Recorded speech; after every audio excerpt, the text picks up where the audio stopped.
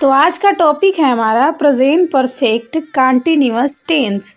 Part 5 में हम ये टेंस जानेंगे कि ये टेंस होते क्या हैं। अगर हमारी वीडियो आपको पसंद आएगी तो लाइक, सब्सक्राइब एंड कमेंट ज़रूर करिएगा और शेयर अपने दोस्तों को भी कर दीजिएगा ताकि उन्हें भी प्रेजेंट परफेक्ट कंटीन्यूअस टेंस। आगे देखते हैं पहचान। इन वाक्य में काम भूतकाल में प्रारंभ होता है और वर्तमान काल में जारी रहता है और काम के जारी रहने का समय दिया जाता है। इन वाक्य के अंत में रहा है, रही हैं, रहे हो आदि शब्द पाए जाते हैं। इन्हें हम प्रेजेंट परफेक्ट कंटीन्यूअस टेंस कहते हैं, यानी रहा, रही हो और साथ में समय भी दिया हो।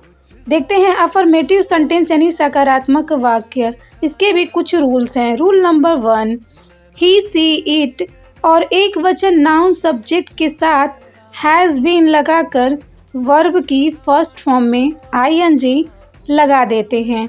बस सब्जेक्ट देखेंगे कि हमारा सब्जेक्ट सिंगुलर है तब। जैसे एग्जाम्पल देखते हैं, राम इस किताब को 2 घंटे से पढ़ रहा है। तो Ram has been reading his book for 2 hours।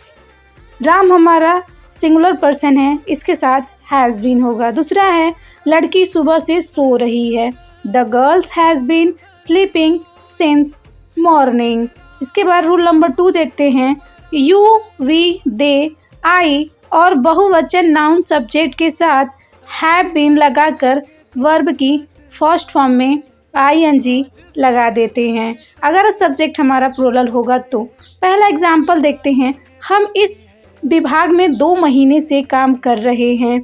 इसका अंग्रेजी होगा we have been working in this department for 2 months। दूसरा एग्जाम्पल है, मैं सुबह 5 बजे से कपड़े धो रहा हूँ। I have been washing clothes since 5 in the morning। For और सिंस कब लगेंगे आगे हम समझेंगे। उसके बाद हम देखते हैं रूल नंबर 3।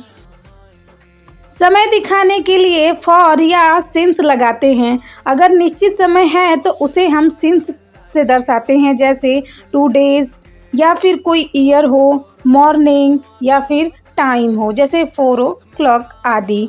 फिर इसका एग्जाम्पल देख लेते हैं। रूल नंबर 4, समय की अवधि यानी पीरियड ऑफ टाइम के लिए फॉर लगाते हैं, यानी समय निश्चित नहीं है तो उसकी जगह पे हम फॉर लगाते हैं। जैसे 2 days हुआ, 3 months हुआ, 5 hours हुआ, तो ये कोई निश्चित नहीं है। अगला देखते हैं नेगेटिव सेंटेंस यानी नकारात्मक वाक्य। पहला रूल्स देखते हैं, रूल नंबर 1।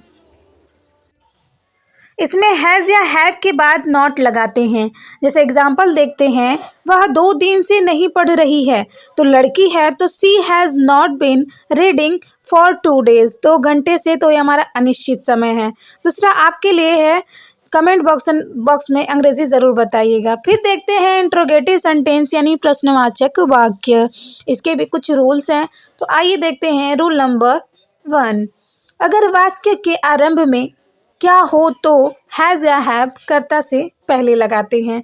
रूल नंबर 2 देखते हैं, अगर वाक्य के बीच में कब, क्यों, क्या आदि प्रश्नवाचक शब्द हों तो सबसे पहले इनकी अंग्रेजी, फिर हैज़ या हैव और फिर कर्ता लगाते हैं।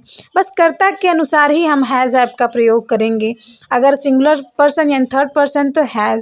Rule number 4, interrogative negative sentence यानी वाक्य इंट्रोगेटिव अफर्मेटिव सेंटेंस की तरह बनाते हैं, केवल कर्ता के बाद नॉट और लगा देते हैं। अगला देखते हैं, कुछ एग्जाम्पल है, आइए देखते हैं कुछ ऐसे। क्या वह अपना काम 3 घंटे से कर रहा है? तो लड़का है तो हैज़ थर्ड पर्सन है, तो has he's been doing this work for 3 hours। Hours है यानी फॉर। क्या वे मेरी सहायता कई सालों से कर रहे हैं? Have the been helping me for many years, यानी ईयर्स, हावर्स दोनों अनिश्चित समय हैं। तीसरा है, क्या मैं सुबह से अपनी किताब नहीं पढ़ रहा हूँ? Have I not been reading my book since morning. चौथा है, इस मकान में 1 साल से कितने लड़के रह रहे हैं? How many boy have been living in the house. for 1 years। तो ये थे कुछ हमारे एग्जाम्पल, और आपको अगर समझ में आए तो मेरी वीडियो को सब्सक्राइब एंड लाइक ज़रूर करिएगा और अपने दोस्तों को भी शेयर कर दीजिएगा। Thanks for everyone. तब तक के लिए bye bye and take care. अगले पार्ट में देखेंगे पास्ट इंडेफिनिट यानी पास्ट सिंपल टेंस, उसे देखना ना भूलिएगा।